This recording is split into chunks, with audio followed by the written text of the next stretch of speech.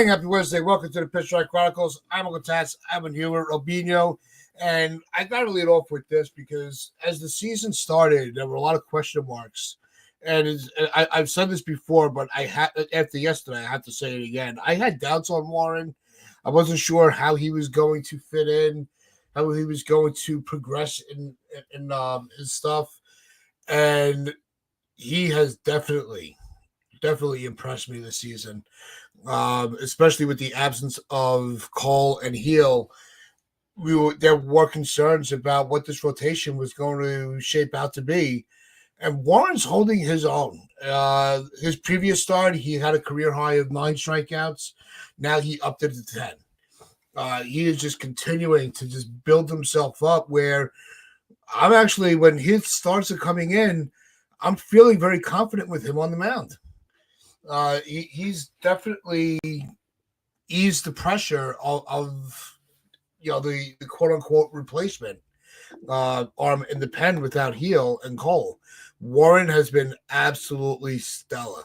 He's been everything we've needed him to be plus some. Rob, give us your thoughts, and I'll bring Donald in. Yeah, you look at his last 4 starts, and what is it, 8, 7, 9, 10 in terms of strikeouts. Now, 3 of those 4 starts are really good. The one against Tampa Bay wasn't the best. It's nice to see him putting it together. It's still, we need to see more. Obviously, we want to enjoy what we're seeing so far, but you've kind of had the bad start to the season, and now his last 3 starts have been really good. So I think in total he had 6 starts, 7 starts actually before these last 3. So there's been more not so good than there has been good. We need to see more, but in terms of his last few starts, it's nice to see that the pitch mix is limited to his best pitches. The velocity's up, the movement's great, and the strikeouts are up. And most importantly, he's keeping us in games. That's all we could have asked him to do. No one should have went into the season thinking he needs to be Garrett Cole or Max Fried or even Luis Heel. Just needed to kind of keep us in games, and for the first 7 he wasn't really doing that, but his last few he has been, and he's been a lot better. Yesterday, 10 strikeouts. The one before that he had 9, like you said, 7 against the Athletics. Maybe he just needs to keep pitching against the American League West. Maybe that's his bread and butter, but it's nice to see that he's putting it together his last few starts, because we need it. We really do. There's obviously, we don't know what the future of Heel is going to be like when he's coming back. We obviously don't have Cole, and we don't know what we're going to get out of Yarborough. So we do need Will Warren to kind of just be consistent. And these last few starts, he really has been very, very fun to watch. So it's good, because there definitely were times where I was sitting there like, I really don't know what he is, if he's going to be a major league starter. I didn't want him to be another failed prospect. Yeah. But the last few starts has been a lot better. Not enough for me to say it's a complete turnaround and he's the next ace of the staff or anything, but it's certainly nice to see, because the alternative is he was just really bad. He got optioned down. So it's nice to see that we're getting consistency out of him. We're getting quality outings out of him, and we're getting a lot of wins when he's pitching. And that's the most important thing. Donald, you like myself had a little trepidation with Warren. How are you feeling after these last couple of starts? Well, statistically, he has 26 strikeouts in his last 18 innings, 45 over his last 32. And only 2 walks, I believe. And he's not the walking guys. Obviously in his last 32 and 2/3 innings, he's only walked 11 guys. That's not that bad at all.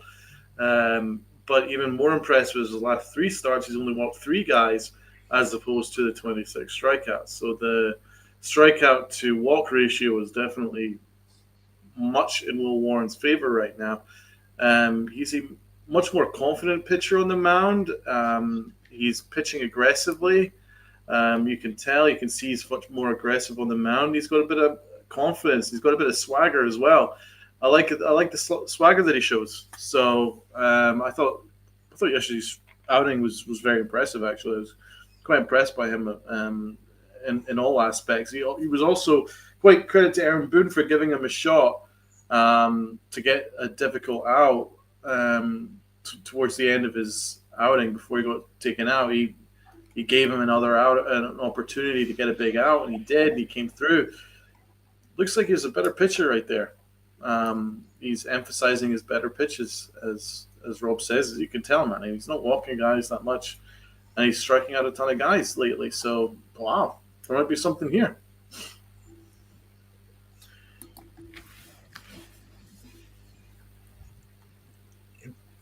Rob?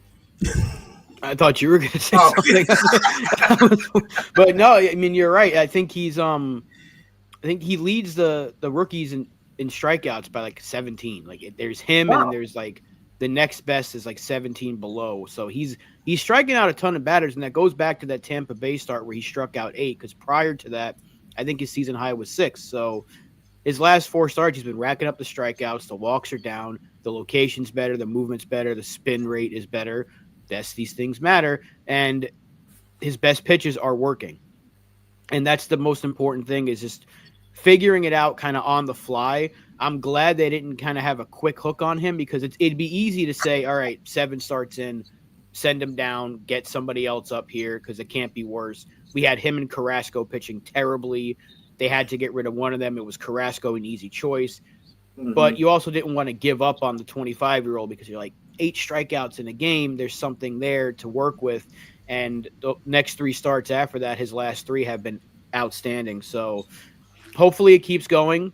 There obviously will be bumps in the road. He's not going to be doing this every single start. We know that. But it's nice to see it, because that tells you that whatever he's been working on and whatever he's working out with Matt Blake and the pitching coaches is working.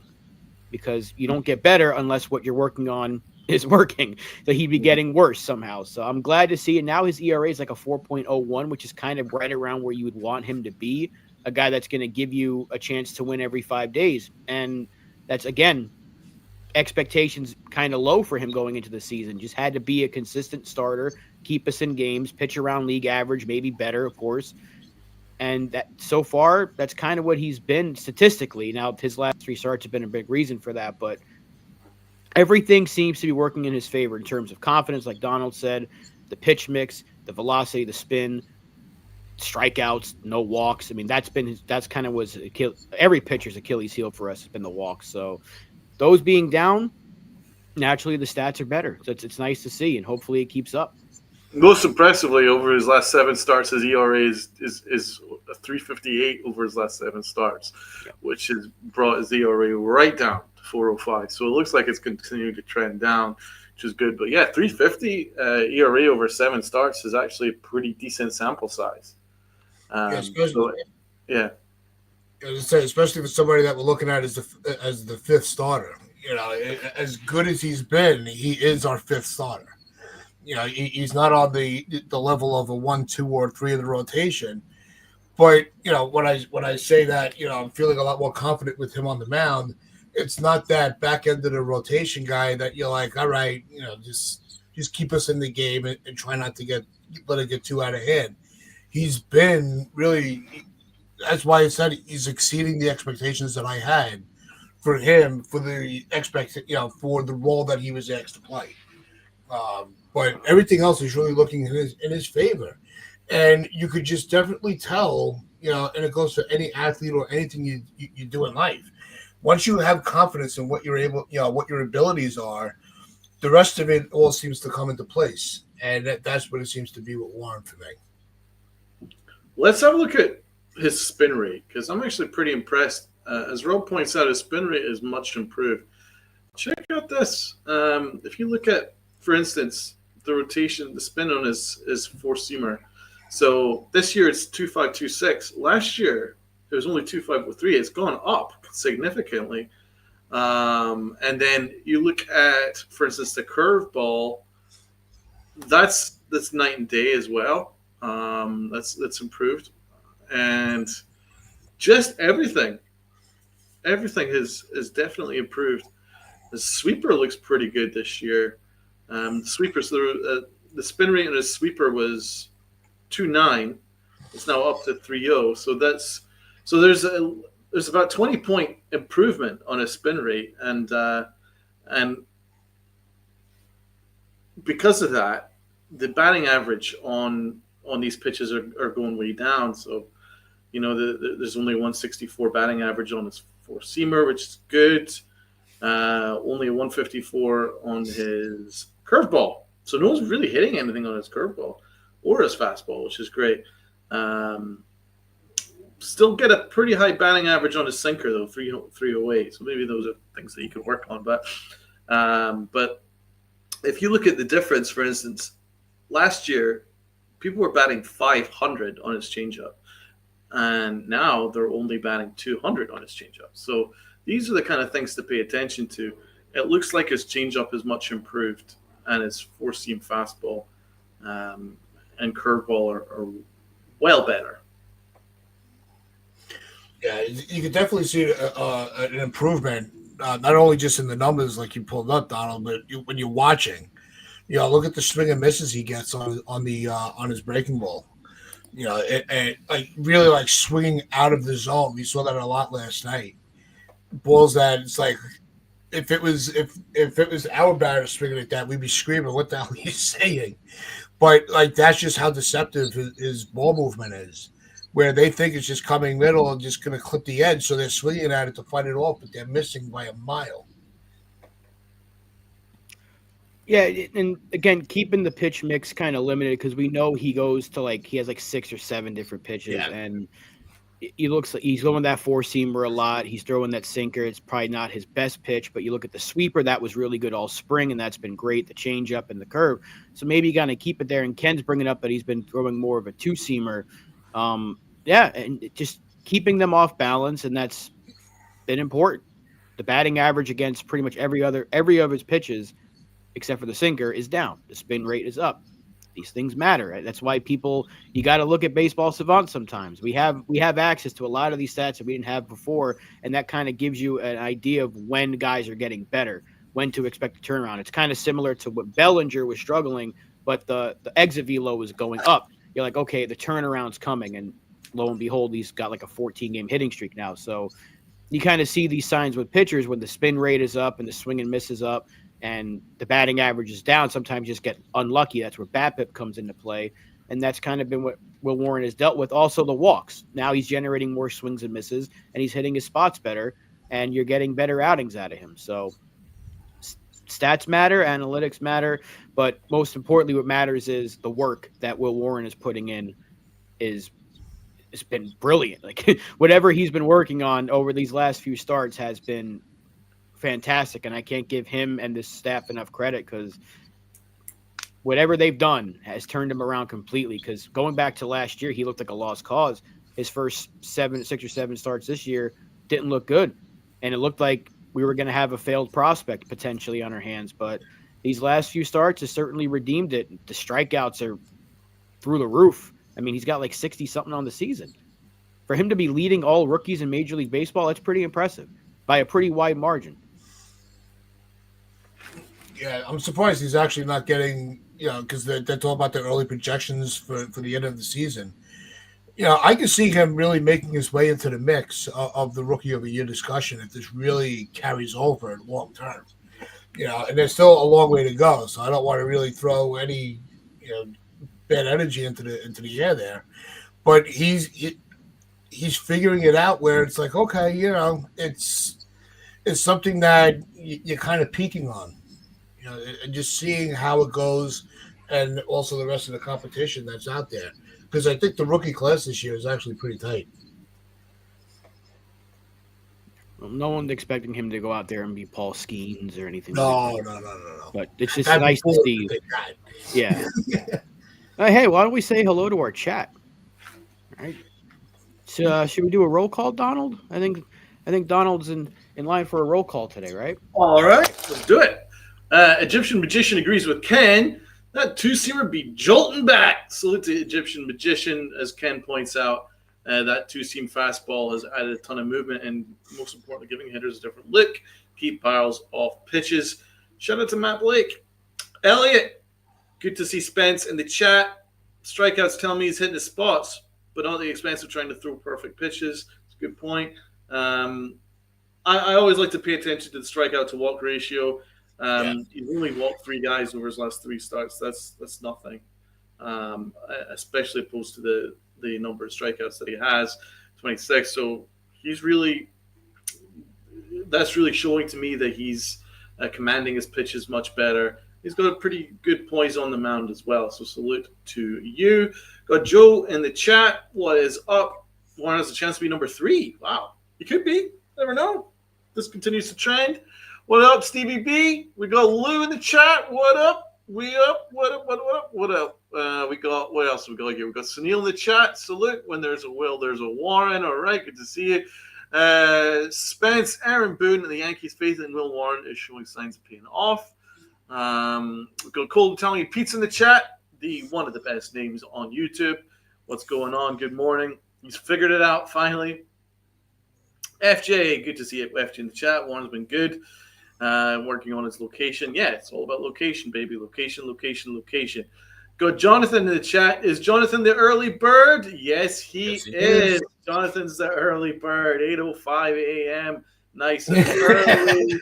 He pipped Stevie B by about an hour and 50 minutes. So Jonathan's getting the early bird award for today. Salute. We got John the Beagle Dad.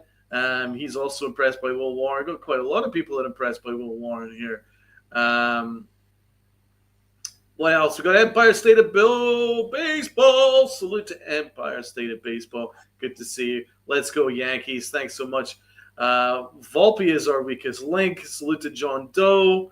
Who else we got in the chat? Everybody say hello in the chat. Everybody, please hit the like button. Helps our algorithm. Got good news. We reached the 1.1 threshold, so that's exciting. Let's climb that up further. Let's get to 1.2, 1.5, 2,000. Let's do it. Let's aim for the end of this year. How about that, huh? So everybody hit the like buttons, get the algorithms up, and do all the good stuff. You know what you guys got to do. Hit the like button. Helps keep the lights on so we can continue to give you guys the top content we possibly can. Thank you so much for everybody spending their Wednesday mornings with us on the Pinstripe Chronicles.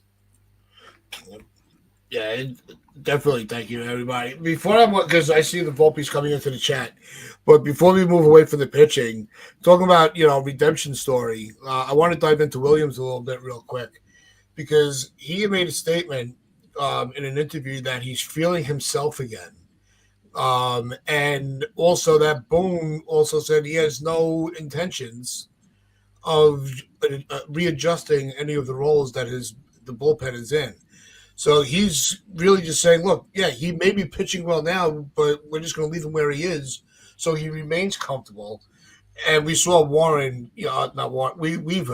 just continue to just own the closer role. No moment's been too big or small for him. But Devin Williams, I got to get, we were getting on him a lot. But Williams is definitely starting to turn it around and feeling comfortable not being the closer and it not affecting him at all. He's like, this is where they want me in the 8th inning, and I'm good with that. The airbender is bending the air again. And look, the criticisms were deserved, if we're being honest. He was terrible when the season started. He had an ERA like an 11. Like it was unbelievable. He cost us basically 4 or 5 wins that we could have had right now. We would have the best record in the American League, but it's nice to see that he's turned it around, and credit to Aaron Boone for not switching it quickly, because we've seen in the past remember when he took Chapman out of the closer role and Chapman would have like 3 good outings and he put him right back in it. Yeah. We did it with Clay Holmes a few years ago. Credit to Aaron Boone. Most of the time with Clay Holmes. Yeah, he did it a lot with Clay Holmes. So I'm glad that he's not doing it this time. It's working. It doesn't matter what combination is, whether it was Weaver to Williams or Williams to Weaver. If it's winning you games, if the back end of your bullpen is closing it out like they should, don't change it. If it ain't broke, don't fix it. That's something we've been asking the Yankees to do for a very long time, and Aaron Boone seems to be listening. He had a quick hook on Williams in the closer role. He maybe gave him a little bit. I don't think he gave him too much leeway, actually, because you kind of wanted to see one of the best closers in the game figure it out. But he realized it was getting late early. He made the switch, and now he's not switching it back, and that's a good thing. because Williams looks like a completely different pitcher. He seems a lot more comfortable. That changeup is moving. The fastball isn't flat again like it was the first 10 outings of the season. Everything's working. So kind of the same thing we were talking about with Warren. Whatever he's been working on is working. And if it ain't broke, don't fix it. Credit to him, credit to Boone, credit to Blake again with this pitching staff, because now you have an electric 8-9 duo that we were expecting to start the season. And as long as we can figure out whether it's Cruz, I don't know about Leiter. He's up and down. Hamilton's kind of been ugh. And we still need some help kind of in that middle relief, that 7th to 6th inning role, maybe more of the 6th inning. But the back end of the bullpen seems to be figured out, and that's a good thing because it's something we did not have last year, and it cost us some games. It's already cost us games this year, but like the last week, 2 weeks now, it's been working. And credit to Boone for having no plans on changing it. Boone's handled it perfectly, man. It didn't take him very long to even get him out of the closer role. I would have expected that to have continued on another few more weeks, but I like the urgency that he's managing with this year. And it was the right call because Weaver's been perfect. There's really no reason not to have him continue in that role. But shout out to Williams, man. He definitely looks better. You can definitely tell he's got his confidence back. It's all about location. There's not really too much different with his pitches. It's just his location is better. You can actually locate his fastball. It was all about his fastball. He wasn't locating his fastball, so he was getting tattooed. Now he's actually locating it, and now the changeup. Now he's locating it. He's getting ahead in the count. Now that changeup is so vicious, no one can get near it. Bish bash bosh, inning over, job done. Like that's how you do it. So that's how you draw it up, and that's what he's doing. Keep it up, and listen. If this continues on in another little while, then I wouldn't hesitate putting him back in the closer role. But at the moment, I wouldn't make any changes. This is working out very, very well. So shout out to both of them. Shout out to Williams for taking it on the chin. I think he handled it like a pro. He didn't let his ego get in the way because you would have thought that maybe losing the closer role, considering he is one of the best closers in the game, losing that closer role might have affected him. It didn't. He actually worked harder and better. So I quite like that. And what can you say about Weaver, man? He's just automatic. He's great. So the only thing I will criticize Aaron Boone is, though, he sometimes has a knack for creating trouble out of nothing. He likes to do it, right? He kind of likes to wrap himself up into a ball when there's really no need to. For instance, yesterday, I don't know if you guys agree or not, but yesterday there was really no need to take Williams out after the 8th inning. We were up 5-0, and I think he could have pitched the 9th inning and he got in safe.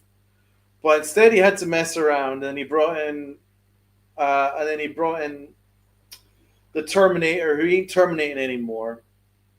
And then you ended up having to bring in Weaver in the first place. So it didn't work. But because once again, he kind of got himself wrapped into a ball where he just didn't need to. You know, you're up 5-0 is very comfortable. Don't mess around. I would have kept Williams in the 9th inning. Probably would have helped his confidence even further by notching a save under his belt.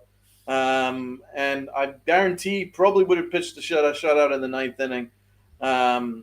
But I didn't understand that move. And then you ended up having to use Weaver where you didn't really want to after you're going up 5-0. So that's sometimes what Aaron Boone has a thing of doing, man. He sometimes likes it, especially with his pitching moves.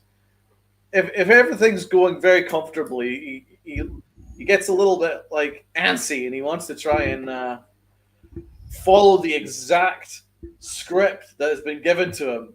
And sometimes you could deviate off that script. And I think deviating off that script once you're up 5-0, keep Williams out there, just make it nice and easy. And then you would have saved 2 arms as opposed to using 3. All you would have had to have done is use 1 for the rest of the year. It just seems like a mistake. Like there's no other way of putting it. It was a mistake. Yeah, I think it's more, and not, I still, your logic is logical, but the way I was looking at it is Logic is logical. You like that, right? Everybody in the chat, remember that. That's important. That's important. Put that on a shirt. Logic is logical.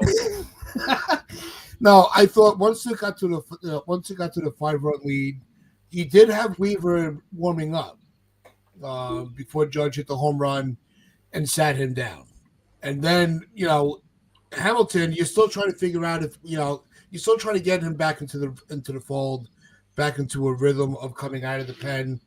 So with a 5-run lead, I didn't see an issue with him bringing in and saving Williams' arm for if it's a tighter game tonight. You might not have had Williams available for the 8th inning, even though you still have Cruz or Loaizaga to take that spot. Why waste outs when it's really not needed in that moment? But he also was very quick to get Williams back up when there was trouble. So it's not like he let Hamilton just sit there and try to figure out the 9th inning where now it could be even worse. Weaver. 6 times the charm. There you go. Yeah, I just don't know what Ian Hamilton is at this point because since he's come back, he's been bad. So luckily, Leiter's been better. Loaizaga is an option. Cruz has been fantastic. So you have like a good 4 options that you can go to, 2 or 3 options you can go to in the 7th, 6th, and 7th inning.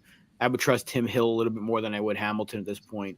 De Los Santos has been pretty decent. So there's better options in Hamilton. So I get trying to get him some innings. Also, Williams threw like 23, 24 pitches yesterday. So maybe that's why they wanted to save some ammo on his arm. I just didn't like they had to use Weaver in the first place, even though he threw 2 pitches. But yeah, I don't know what it is with Hamilton. I don't think he has any options left. So if they did want to get rid of him, they'd have to DFA him. I don't know if they want to give up on him, but he's just ever since he had those like multiple injuries he had a couple of years ago, it's just remember when we got him and he was like outstanding. Then he started getting hurt, and he's like ever since those injuries have crept back up, he's just been very up and down. There are some days he looks unhittable, and other days he just looks like the worst pitcher you've ever seen. So yesterday, unfortunately, was one of those days. He just did not look good. We had to use Weaver in what was a 5-0 game. So normally we wouldn't have to do that. I just hope Hamilton either gets better or they find a replacement. But luckily, with Loaizaga back and some other guys on the comeback trail, that might not have to worry about that for too much longer. Yeah, as much as we're saying, I feel like Bone actually kept himself from really being overly criticized for the bullpen moves. I do want to switch it up because it was brought up a lot in the chat earlier with Volpe. Why the hell is he still in that spot? Why is he not batting lower in the lineup? Doesn't Boone listen to us anymore? Usually, every time we'll make a suggestion, he never has listened to us. I'm like, come on, you got it. He's not suited for the middle of the order. He's not, and this is somebody I'm a big fan. I love Volpe, but reality has to creep in. You're like, the middle of the order is not a home for him. He performs better and he's more comfortable in the bottom of the lineup, which actually can be suitable because you can use him. If he's comfortable in the bottom of the order, he gets on base, and with his speed, which they don't like to use for some reason, you'll have runners on base for the turnover of the order to the top of the lineup. Like the formula is right there in front of him and he doesn't see it. No, I prefer Ben Rice ahead of him for sure. I don't really understand why he's batting 5th and Ben Rice batting 6th. Ben Rice is much better offensive player, and it's not even close. Having said that, I mean, Volpe did hit a pop-up RBI double. I mean, it was more by luck than design. It wasn't exactly a hard hit ball. I mean, Ben Rice absolutely smashed a shot, line drive, which took an amazing catch. And he only got a sac fly for that. But that's just baseball, Susan. You know what I'm saying? A pop-up gets you an RBI double, and an absolutely smashed line drive, it gets you an out. That's just the way baseball is. But I agree with you. I don't think Anthony Volpe has any business being in the middle of the order. It's absolutely hilarious. But He does have more RBIs than Juan Soto, so that's actually pretty funny. Volpe hasn't even been that bad this year. That's the funny thing. It's like there's so much attacking on him, but statistically he's been better this year than he was last year and the year before. So I don't think he should be batting fifth. I mean, at this point, you might even consider switching him and LeMahieu, but there's no reason he should be ahead of Ben Rice. I keep saying this, keep him, put him in the bottom of the order, but like statistically, outside of that Mets game, his last week, he's actually been pretty good. He's been one of the better hitters in the lineup, believe it or not. And he's not the weakest link on this team because we don't have a third baseman. So I don't know what more people want. The weakest link is the third base position. Not to say Volpe is completely excused, because I said the other day he does need to hit better in those spots, those big spots, but he shouldn't be batting fifth. There's no reason for him to be batting fifth. He's not a fifth hitter. Neither is LeMahieu, but at this point, you'd probably just rather put Volpe where he's more comfortable, because if you look at his stats, when he's batting seventh, his numbers are better. When he's batting fifth, he's barely scrapping like 200, I think. So I don't know what they're waiting for. I know they had a lefty, Patrick Corbin of all people, Yankee legend, but they want to go with more righties to break up the lefties. But you don't want Volpe breaking up Bellinger and Rice. Like, you probably could have put Dominguez in there, found a spot for Dominguez to bat yesterday to go against the lefty. Dude, I still can't believe this, right? We're almost the end of May, and Volpe has 6 more RBIs than Juan Soto. But it's not all bad, guys. No, there you go. Soto's on 20 revs. Volpe's on 26.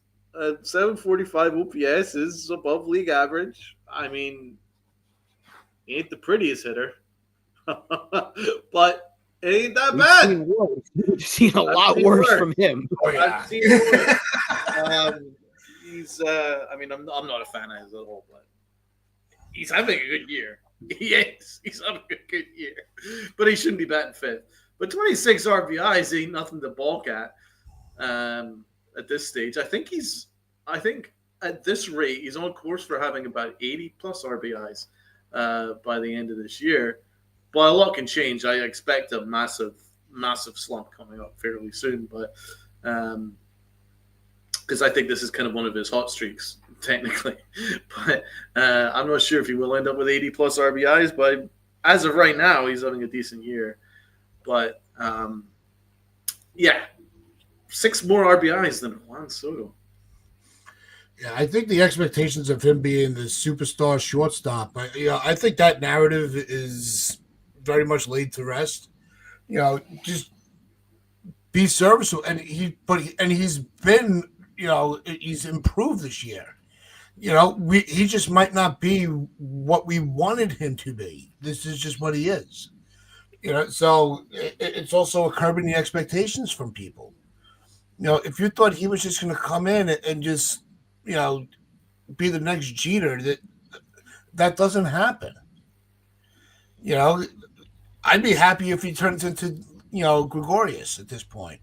Yeah. It's it's fair comparison. Actually. You have to be realistic with who you have. We saw in the you'll go on runs where he's hitting really well. His fielding has not been affected too much by any of the issues with the bat, and he's gonna be a streaky player where there are gonna be a couple of series where it doesn't look like he belongs, and then he's gonna have series where it's like, all right, here we go, and you ride the streak.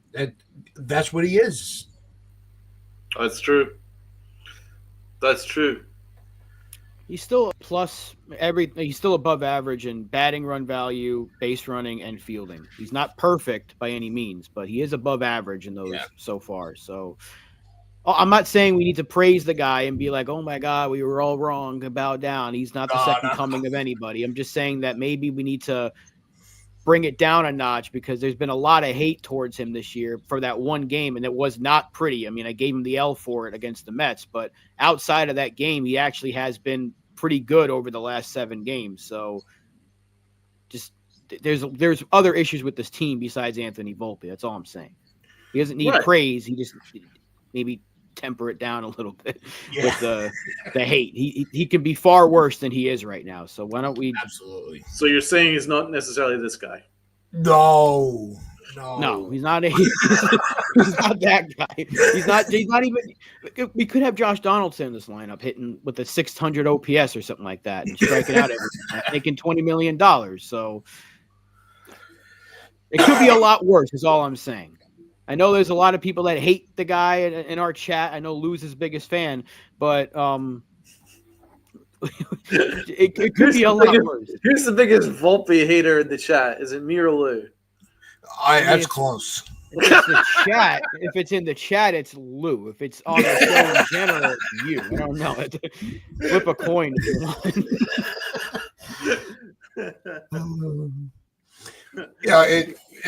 What's going on, Alex? Or was that Luca? Which one? That's Alex. Alex. Oh, come on. Come on, Tats. Lou, too close to call. Yeah. Right, let's go back to the comment and get the correct name this time, Tats. Alex says, problem with Volpe is how the Yankee organization propped him up to be the next Jeter. They gaslit us. He's an average player, in my opinion. He's like a 230, 240 hitter. That's kind of where I'm at, and I think that's probably why people are more down on him than maybe he's even fair because of how he's been propped up to be. He's been propped up to be this franchise player, where in reality he's not a franchise player. He's just a solid player. But considering the expectations, I think that's why people like myself or others are maybe harsher on him than it's probably fair because he's not that bad a hitter. I've seen a hell of a lot worse over the decades, a hell of a lot worse. And he's not even remotely near as bad as like some of the people that we've had to put up with over the last couple of years. Heck, Willie Calhoun, who's played all year in 2023, he's playing in Mexico, for Christ's sake. Jahmai Jones last year. Exactly. I mean, there is some much worse players. It's just, I do think that my biggest complaint is not him. It's the way that the organization have double standards in terms of, they've allowed him just complete ease through that whole transition to shortstop. Just didn't even give him any competition, whereas Dominguez is having to work his balls off. Other prospects are having to work their balls off. And I think Dominguez is a much better talent, but we only see him like once, twice a week if we're lucky. It just seems like there's double standards there, man. That's why probably I'm more down on Volpe than it's fair. And it's nothing really that much to do with Volpe. He's just fine. He's okay. I don't really like the way he plays. It's not my particular favorite thing, but he's good. He's okay. It's just that the Yankees tell us that you treat him like he's this fucking god, where he's not. I think that's why we're all kind of down on him. That's my personal opinion. Right, I think you're right, and we've talked about this for a few years now. What they did with Volpe should have been the way they handle every prospect that gets called up, or at least top prospect that they have plans for. Dominguez should have been playing a lot more last year. Should be playing a lot more this year. Florial, Pereira, Wells 2 years ago. These guys should have been playing a lot more than they were. Peraza is probably the biggest instance of this because they kind of wasted 3 years of his career. You can even put Oswaldo in this category as well. But what they did with Volpe is how they should treat every other prospect. And they didn't do it. And they haven't done it. And I'm afraid that they won't do it. But I'm hoping that they see the fact that Volpe is starting to get better slowly but surely. He is getting better, and that it should give them an idea of maybe we should play these guys, because if they want Dominguez and Volpe and eventually Lombard and Spencer Jones to be part of this team's future for the long haul, they have to play them, because you're not going to, again, look at Dominguez. You're not going to get better if you're playing and then sitting and then playing and then sitting. You don't hit 3 home runs in a game on accident. I don't care if it was against the Athletics. You don't do that accidentally and not have talent in you. There's something there with obviously Jason Dominguez is our top prospect, much like Volpe was a top 10 prospect in baseball. But you have to play them. So, yeah, Volpe, the expectations were put on him from the start. He was never going to be the next Derek Jeter. That was ridiculous. I don't know who the hell thought of saying that. Why on earth we got how many times am I going to say this? We got to compare every prospect to a Yankee of the past. Stop doing that. You're already setting yourself up for disappointment. Stop comparing Dominguez to Mantle. Don't compare Spencer Jones to Aaron Judge. Don't compare Will Warren to, I don't know, Clark Schmidt even. Like, stop doing that because you're setting yourself up for disappointment if they don't live up to those expectations. Let the player be the player, but the Yankees have to play the player so they can become their own player. And what they're doing with Dominguez is the opposite of what they're doing with Volpe, and that's why there's a lot of anger. And you're right, Donald. It shouldn't be towards Volpe necessarily. Yeah. It's because he's the one. It's the organization's way of handling it, but he, of course, is the center of it. He's the hometown kid, and he met Jeter, and a lot of people want to get on him for that. But it's more so the Yankees gave him the position, no competition really for it. He hasn't had any competition for it, whereas Dominguez is sitting and playing and sitting and playing, and everybody else had to fight for playing time. And it's not fair. But right. Volpe, that's probably what it is, man. Because why am I going to hate on Volpe? The guy plays every single day, and he plays every single day extremely hard. He hustles like hell, and for what little talent he has, he makes the most of it. So good for him. I mean, I'm not going to hate on him for that. He's a solid player, decent player. It's just that the Yankees have boosted him up to be something that he ain't. And it kind of just – but my biggest criticism is the whole Dominguez thing. And, you know, it's just really frustrating because Dominguez needs to be playing. He's good. You see Dominguez, if he gets a stretch of games, not even that much of a big stretch of games, just 3 or 4 straight games, he starts raking. And then he gets immediately benched, and it's really frustrating. But it's not the easiest thing for Boone to manage because Grisham's phenomenal. He needs to be playing every day. Bellinger's phenomenal. He needs to be playing every day. And Aaron Judge is the best player in baseball. Ben Rice is the best player in a generation, probably the best player in a generation. So how do you fit that in? Plus, Ben Rice is absolutely cooking. Then you go Goldschmidt is batting 350. So it's not I'm not criticizing Aaron Boone. It's just they need to find better ways to create creative at bats to get Dominguez in there, as well as Ben Rice every day. How they do that, I'm not a baseball manager, so it's not my job to figure it out. But they need to figure it out because Dominguez needs to be playing a lot. He's very good. When you see him over a stretch of games, you're like, okay, this is why he's been called the Martian. This is why people are excited by him. You can see it. You give Volpe a stretch of games, you're not like, this is why they gave him the shortstop job, right? That's just a fact. So that's probably why you're probably being, because this is a day of being, this is an age of over-exaggerating. You know what I mean? Because you can't have someone you're kind of nuanced with, where he's actually pretty good.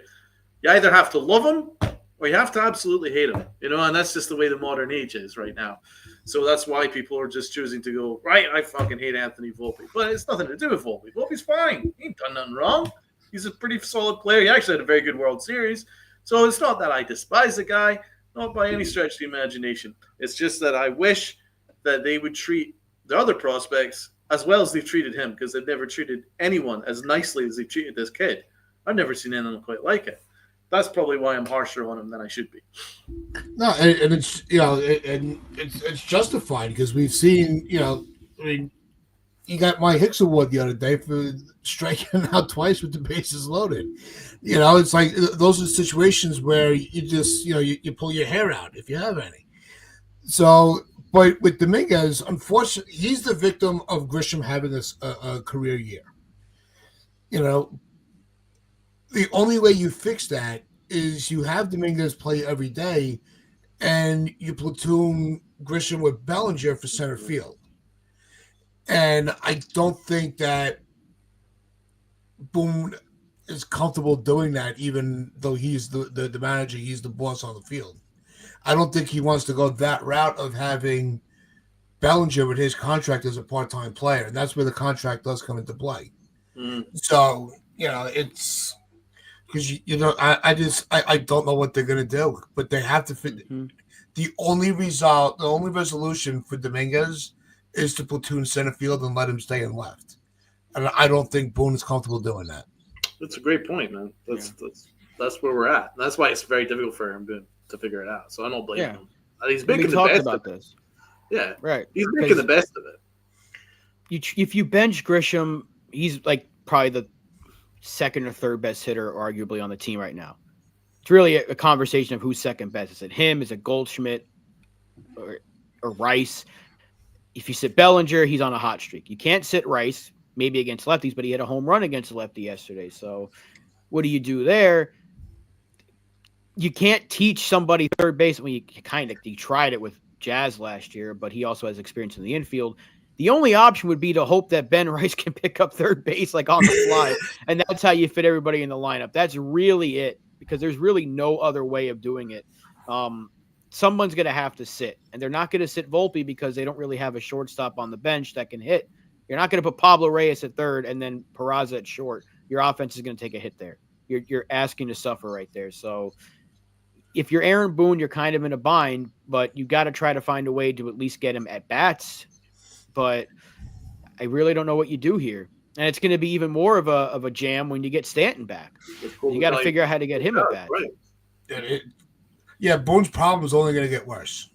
Right. And it's a good problem to have, don't get me wrong, because that means the bench is going to be stronger. Let's say, like, if you start Dominguez, you have Grisham to come off the bench in a big spot to pinch hit for, like, Peraza or DJ or something like that. So that's a good problem, because one of our issues last year was we had no bench. Now we have that, and we will have that when we get Stanton back and you find a way to get Dominguez more at bats. But it doesn't change the fact that he needs at bats, because he's not going to get better if he's sitting on the bench watching. It doesn't help anybody. So I don't know how they're going to do it. That's why we're not managers. That's why we're talking on a computer. Well, that's right. I mean, these are actually good problems to have, because just think about 2023. I mean, we had so little depth that when Aaron Judge went down, we were giving at-bats to Jake Bowers, Willie Calhoun, the Little Sisters of the Poor, and some random redneck from Alabama. Honestly, it was absolutely insane. I've never seen such a poorly constituted roster. Last year was pretty bad because we had to play Verdugo every single day because there was so little depth because, Grisham, they didn't want to give Grisham at bats for whatever goddamn reason. But 2024 wasn't much better either. This year, we've actually legitimately got depth. We've got people coming through, playing very well, and it's giving Aaron Boone good problems to have. But they do need to be better with Dominguez. I don't think there's any question about that. Yeah, I have sorry, I just want to say, though, I have to close my thoughts out on something, though. Is anyone else getting a sick pleasure watching the Mets fans, like, implode and eat themselves alive over Juan Soto? I honestly, it's like give me popcorn. Like, this is just phenomenal stuff. This is amazing. Like, they don't know what to do with each other, and it's just great. Rob? Yeah, the infighting's fun. The fact that every time the Mets and Red Sox play, they have to bring us up, but yet we're the little brother. We're the ones who are thinking about the Mets, right? Juan Soto is literally like the divisive, he's like the thing that's basically breaking up the NWO, and it's going to split them into factions, because Mets fans that are for Soto, and there's others that can't stand him, like that lunatic that works for Barstool. They're taking advantage of that poor guy, losing his mind about Juan Soto. That he's not hustling. There's that hit piece by Clappish that I don't believe for a second that the Mets higher ups are concerned about him. Michael Kay's putting out hit pieces on him. I think it's dirty what the media is trying to do. First of all, let me just say that to Juan Soto. I don't think he hates being there. I do believe he wanted to stay with the Yankees, but I don't think he's mad that he's making $800 million. Believe me. Because anybody that's mad about Juan Soto's slow start more than the fans, it's Juan Soto. Trust me, he's not happy about starting this way. But the way that the fans are reacting and they're telling us to stop talking about it, no, because all winter I had to listen to you guys run your mouth. So I'm going to enjoy this. Keep fighting each other. And you're What I proving a will point. say is all that whole little brother, big brother crap. Oh, we go so we're the big brother. Soto looks miserable, bro. You can tell, man. It doesn't take Body language is definitely different. Yeah, I mean, it doesn't take Sherlock Holmes to figure out that Juan Soto was far more excited being at Yankee Stadium than he ever has been so far being in Queens. He was so giddy speaking to Aaron Boone or trying to speak to Aaron Judge, even though Aaron Judge wasn't really speaking to him. It was just like, you could tell he wants to be Yankee Stadium, man. You could just tell. You can tell. That's why it affected him so much. That's why he was clearly very hurt by the way the fans treated him. And he collapsed. But, dude, he looks miserable. And so I do think there is an aspect to that report where they are a little bit concerned by the Mets, or officials are a little bit concerned by the optics of him being so kind of, he looks, I mean, obviously the games that I watch for the Mets, he just looks kind of miserable. He's he's not really involved in the teammates that much. Whereas last year, he was a big part of the locker room, and he was pounding his chest, and him and Aaron Judge were like two peas in a pod. And I do think that the Mets are a little bit concerned because the optics are not good. That he just doesn't look that happy. And now there are obviously a lot of reports, and it's not just Michael Kay just talking out of his ass. Michael Kay said that he spoke to a bunch of Mets people and a bunch of Yankees people for a couple of weeks, and the consensus was that Soto wanted to be a Yankee, but his family basically strong-armed him to choose the Mets. So he chose the money in the Mets, but from all accounts, he really wanted to be a Yankee. I don't think he was that plussed about being a Met, and you can just tell, man. It doesn't take Sherlock Holmes to figure it out. See, my feeling on it, I don't think the money is the issue. I don't think he's struggling to, he's pushing to live up to the contract. Like like Lou said, he was already rich before he even got paid. But I think what it is every team in baseball, every fan base in baseball knew he was going to reach free agency, So he's had his whole career where everybody's kissing his ass. And now that he's a villain for the first time, I just don't think he knows how to handle that. I think that's what it is. He doesn't know how to handle being the villain. He was, I don't know. He was like 19 and he stared down Verlander in the World Series and shuffled in his face and hit a home run against him. I don't think he gives a crap about that. I don't know we don't know what's going on in Juan Soto's head. I also know that it's still May 21st and he's got 14 years left 14 years and like 4 months of left. If he doesn't choose to leave. Well, if he does opt out and he's hitting particularly well, the Mets are going to keep him. They can add like $5 million to his deal each year. They'll keep him, but I'm not going to say this is going to lead to some sort of like trade or anything like that. Right. By this time, I know we were saying this last month, but by mid-season he could be 900 OPS and the Juan Soto we all know. So yeah. I think this is but I still think that's irrelevant. I don't think he's happy. So he doesn't look happy, that's for sure. He's going to make a trade. But he's also 2 months into a 15-year contract. There's still a long ways to go for him to find his happiness. But he has a history of jumping from team to team. He is not a one-team guy. I would be shocked if he stays through that 15 years of his contract. My prediction is at some point within the next 3 years, he's going to put in a trade request. That is my prediction. He will request a trade. He is not happy. He is not happy in the Mets. He's just not. I think he underestimated how much he'd miss the Yankees, and I think it's also extremely difficult for him to be a superstar in the same city as now Aaron Judge on another smaller team, and I don't think he can handle the fact that now most of New York seems to hate him right now, including half the Mets fan base. So all Yankee fans and half the Mets fan base despise him. I don't think he knows what to do about it. So, and then there's a whole thing about not running it out. He just doesn't seem to be the same player, man. He just seems a little bit off. He looks unhappy. I'm making a big prediction. He's gonna make a trade request. Dude, how many teams has he jumped from already? The Nationals, the Padres, the Yankees. Team. He jumps a lot. He is not the guy to be happy for one team for 15 years. And it might have been the same case if he chose to be the Yankees. Who knows? But he just seems to be a guy where I think he quite likes being flirted with. I mean, I was reading yesterday how much he was really excited about talking about the Red Sox. He was like, "Oh, the Red Sox were top of my list. Really, really liked them. They were great." And I'm thinking, dude, if I was a Met fan, he has been flirting with so many teams since becoming a Met. Like, he is not happy being a Met. That is a fact. Anyone please argue otherwise. He is not happy there. It certainly seems that way, right? And it's kind of like he's acting like a W word, but Hey, we'll just call him a flirt. I don't know if we were allowed to say the word on there, but yeah, sorry, Tom, but yeah, I don't know.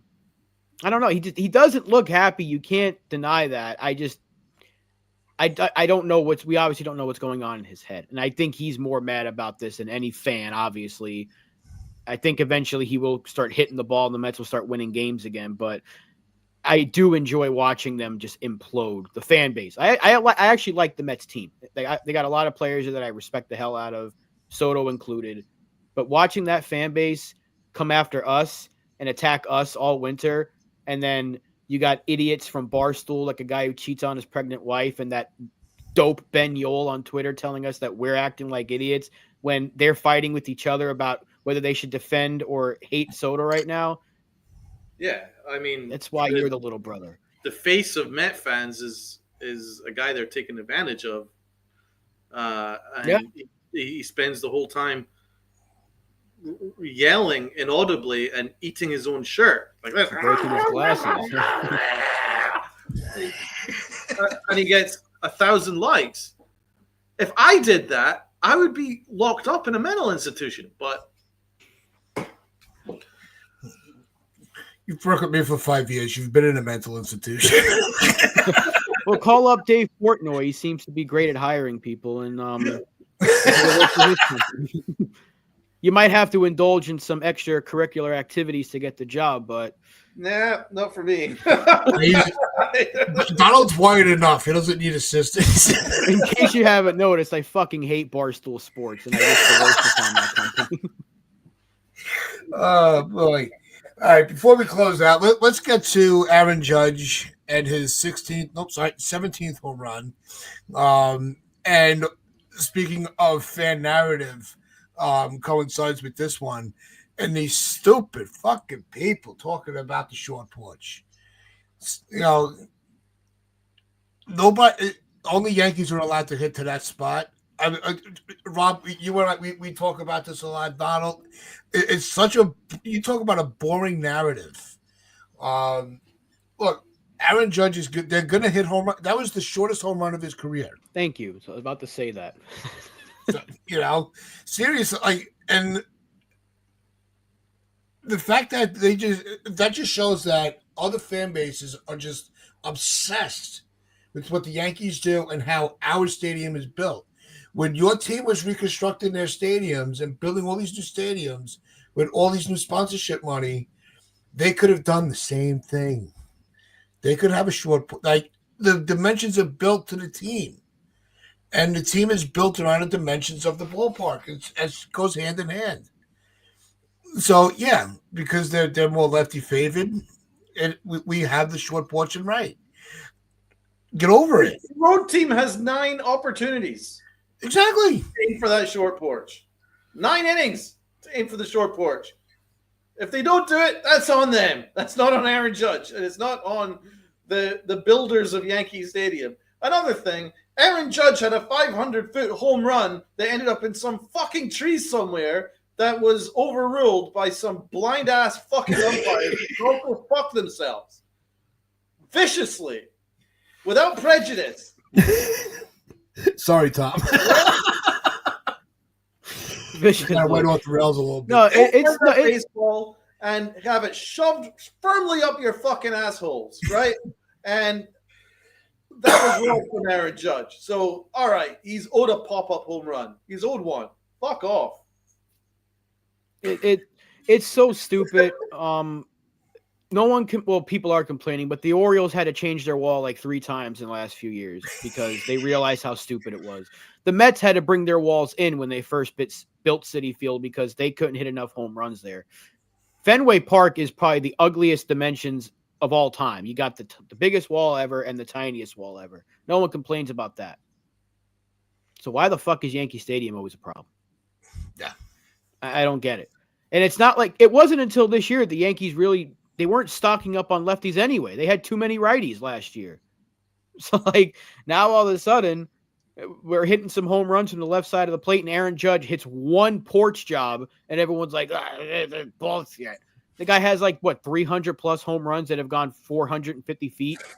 And we're going to complain about one porch job.